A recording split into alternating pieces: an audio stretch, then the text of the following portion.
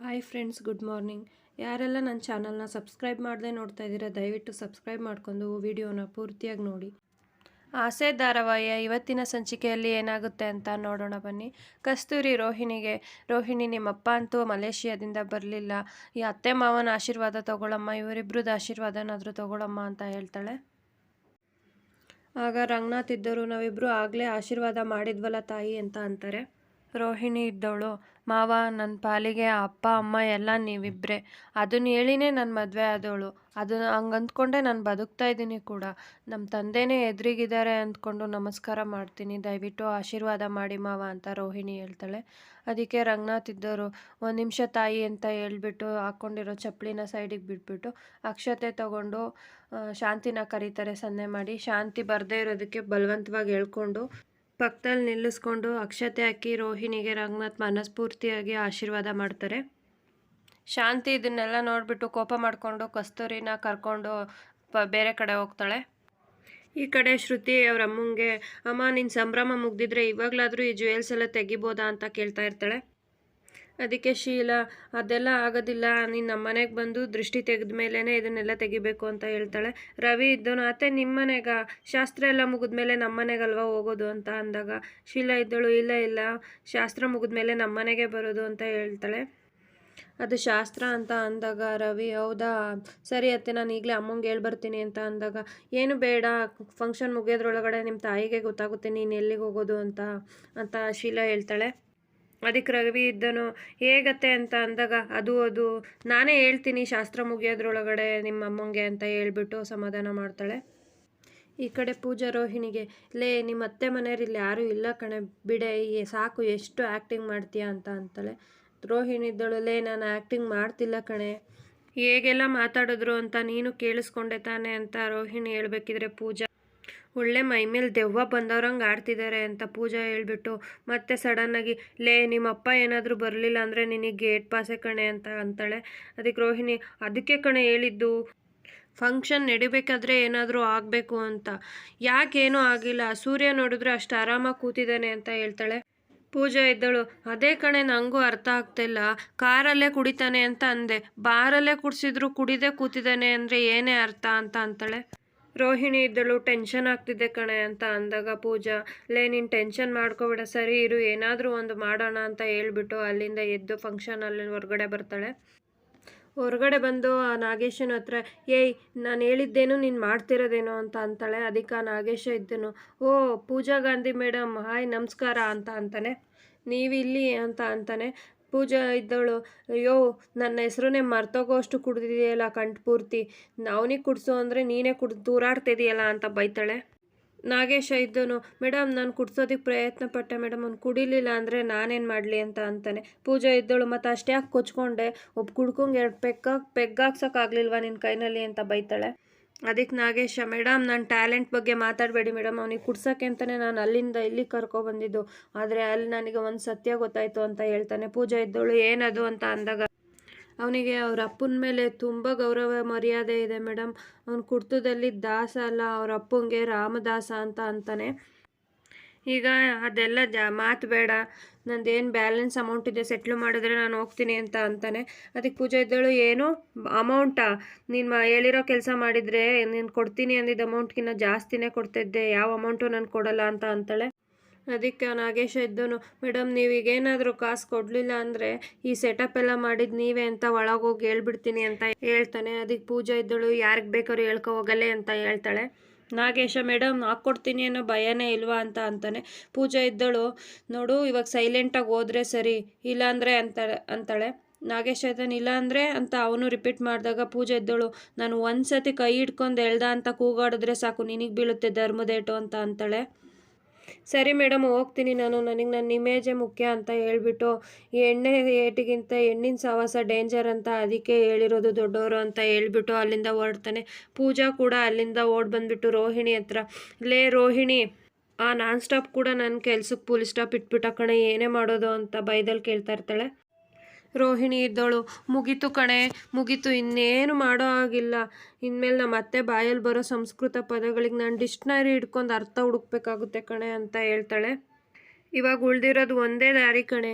ಮನೋಜ್ನ ನನ್ನ ಮಾತು ಕೇಳೋ ಹಾಗೆ ಮಾಡಿಬಿಟ್ಟು ಅವ್ರನ್ನ ನನ್ನ ಕಡೆ ಮಾಡ್ಕೋಬೇಕು. ಈಗ ಇರೋದು ಅದೊಂದೇ ದಾರಿ ನನಗೆ ಅಂತ ಹೇಳ್ತಾಳೆ. ಪೂಜಾ ಇದ್ದಳು, ಅದಕ್ಕೆ ನಾನು ಮೊದಲಿಂದನೂ ಹೇಳಿದ್ದು ಮನೋಜ್ನ ಕರ್ಕೊಂಡು ನೀನು ಬೇರೆ ಮನೆ ಮಾಡ್ಕೊಂಡು ಇರು ಅಂತ. ನನ್ನ ಮಾತು ಎಲ್ಲಿ ಕೇಳ್ತೀಯ, ಸುಮ್ಮನೆ ಸೆಂಟಿಮೆಂಟಲ್ ಮಾತಾಡ್ತಿದ್ದೆ ನೋಡು. ಸುಮ್ಮನೆ ನೀನು ಬೇರೆ ಹೋಗೋದ್ರ ಕಡೆ ಗಮನ ಕೊಡು. ಇದೇ ನಿನಗೆ ಪ್ರಾಬ್ಲಮ್ಗೆ ಪರ್ಫೆಕ್ಟ್ ಸೊಲ್ಯೂಷನ್ ಅಂದರೆ ಅಂತ ಅಂತಾಳೆ. ಅದಕ್ಕೆ ರೋಹಿಣಿ ಇದ್ದಳು, ಲೇ ಪೂಜಾ, ನಮ್ಮ ಅತ್ತೆ ಹೇಗಂದ್ರು ಅಂತ ನೀನೇ ನೋಡಿದೆ ಅಲ್ವಾ. ಇಷ್ಟು ದಿನ ಯಾರಿಗೂ ನನಗೆ ಒಂದು ಮಾತು ಅನ್ನೋದಕ್ಕೂ ಬಿಡ್ತಾ ಇರಲಿಲ್ಲ. ಆದರೆ ಇವತ್ತು ಎಲ್ಲರದು ಸೇರಿ ಅವರೇ ನನಗೆ ಕ್ಲಾಸ್ ತಗೋತಿದ್ದಾರೆ ಕಣೆ ಅಂತ ಅಂತಾಳೆ. ಪೂಜಾ ಇದ್ದಳು, ನಿಮ್ಮ ಅತ್ತೆ ಕಣ್ಣಲ್ಲಿ ಶ್ರುತಿ ಮರ್ಯಾದೆ ಫುಲ್ ಹೆಚ್ಚಾಗ್ತಿದೆ. ನೀನು ನೋಡಿದ್ರೆ ಹಳ್ಳಕ್ಕೆ ಬೀಳ್ತಿದೆಯಲ್ಲೇ ಅಂತ ಅಂದಾಗ ರೋಹಿಣಿ, ಹೌದು ಕಣೆ, ನಮ್ಮ ಅತ್ತೆ ಮನೆಗೆ ಹೋದ್ಮೇಲೆ ನಿಮ್ಮ ಅಪ್ಪಂಗೆ ಫೋನ್ ಮಾಡಿಕೊಡು, ನಿಮ್ಮ ಅಪ್ಪಂಗೆ ಬರೋ ಕೆಲವೊಂದು ನಂಗೆ ಫುಲ್ ಟಾರ್ಚರ್ ಕೊಡ್ತಾರೆ.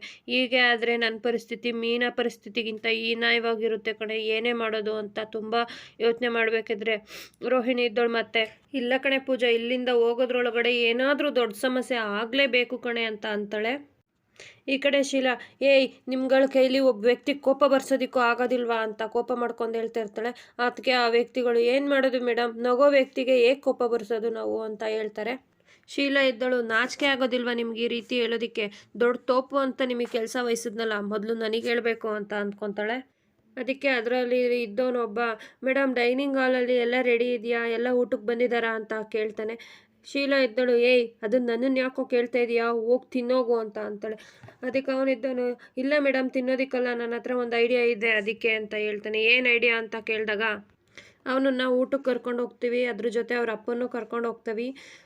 ಎಲೆಗೆ ಎಲ್ಲ ಬಡಿಸ್ಬಿಟ್ಟು ಇನ್ನೇನು ತಿನ್ನಬೇಕು ಅಂದಾಗ, ಎದ್ದಳು, VIP ಗಳು ಊಟಕ್ಕೆ ಬರ್ತಾಯಿದ್ದಾರೆ ಅಂತ ಹೇಳ್ತೀವಿ.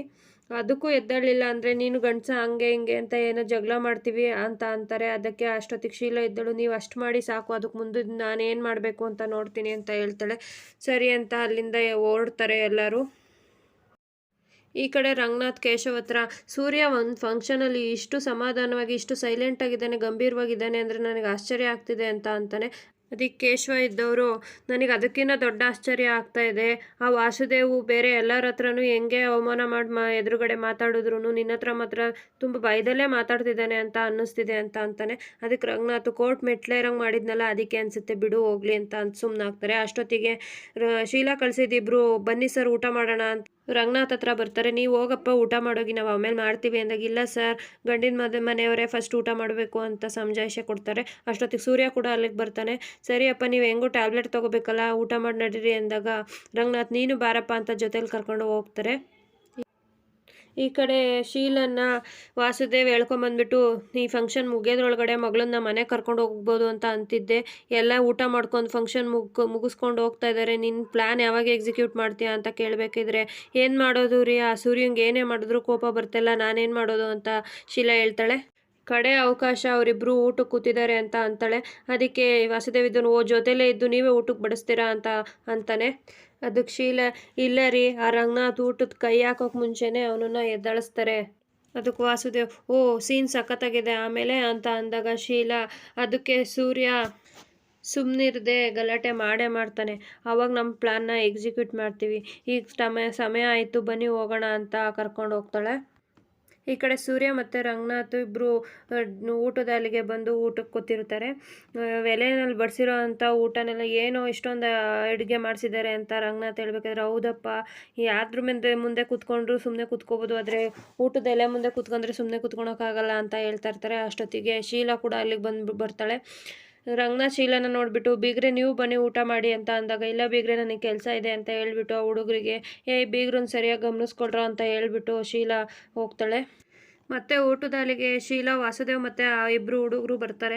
ಅಷ್ಟೊತ್ತಿಗೆ ರಂಗನಾಥ್ ಮತ್ತು ಸೂರ್ಯ, ಕೇಶವ 3 ಜನ ಊಟ ಬಡಿಸ್ತಾ ಇರ್ತಾರೆ. ಅದಕ್ಕೆ ಏನು ಬೀಗ್ರೆ ನೀವು ಬಡಿಸ್ತಾ ಇದ್ದೀರಾ ಅಂತ ಶೀಲಾ ಕೇಳಿದಾಗ, ಹೌದಮ್ಮ ನಾವು ಊಟ ಮಾಡಬೇಕಿತ್ತು, ಆದರೆ ಮಕ್ಕಳು ಬಂದರು, ಅದಕ್ಕೆ ಮಕ್ಕಳನ್ನ ಕೂರಿಸ್ಬಿಟ್ಟು ನಾವು ಊಟ ಬಡಿಸ್ತಿದ್ದೀವಿ ಅಂತ ಅಂತಾರೆ. ಅದಕ್ಕೆ ಶೀಲಾ ಎದ್ದಳು, ಮಕ್ಕಳ ನೀವು ಆಮೇಲೆ ಊಟ ಮಾಡ್ರಂತೆ ಎದ್ದೇಳಿ ಅಂತ ಅಂದಾಗ ರಂಗನಾಥ್, ಇಲ್ಲ ಮಕ್ಕಳು ದೇವ್ರ ಸಮಾನ, ಮೊದಲು ಅವ್ರು ಊಟ ಮಾಡಬೇಕು ಅಂತ ಬಡಿಸ್ತಾರೆ.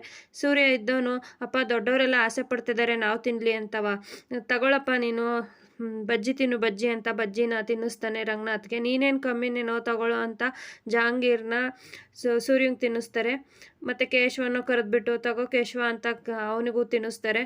ಅಷ್ಟೊತ್ತಿಗೆ ಸಿಟ್ಟು ಮಾಡ್ಕೊಂಡು ಶೀಲಾ ವಾಸುದೇವ್ ಮತ್ತು ಹುಡುಗರು ಊಟದಲ್ಲಿಂದ ಹೊರಗಡೆ ಬಂದುಬಿಟ್ಟು ಹುಡುಗನ ತಂದೆಯಾಗಿ ಊಟ ಬಡಿಸೋಕ್ಕೆ ಅವ್ರಿಗೆ ಅವಮಾನ ಆಗ್ತಾಯಿಲ್ಲ ಅಂದಮೇಲೆ ನೀವಿನ್ನೇನು ಅವಮಾನ ಮಾಡ್ತೀರಾ ಅಂತ ಹೇಳ್ಬಿಟ್ಟು ವಾಸುದೇವ್ ಕೋಪ ಮಾಡ್ಕೊಂಡು ಹೋಗ್ತಾನೆ. ಶೀಲಾ ಇದ್ದವಳು ನಿಮ್ಮ ಕೈಲಿ ಒಂದು ಕೆಲಸನೂ ನೆಟ್ಟಗೆ ಮಾಡೋಕ್ಕಾಗಲ್ಲ ಅಂತ ಅಂದಾಗ ಹುಡುಗರು ಅವರೇ ತ್ಯಾಗ ಮಾಡಿದ್ರೆ ನಾವೇನು ಮಾಡೋಕ್ಕಾಗುತ್ತೆ ಮೇಡಮ್ ಅಂತ ಅಂತಾರೆ. ಕೋಪ ಮಾಡ್ಕೊಂಡು ಎಲ್ಲರೂ ಹೋಗ್ತಾರೆ ಅಲ್ಲಿಂದ.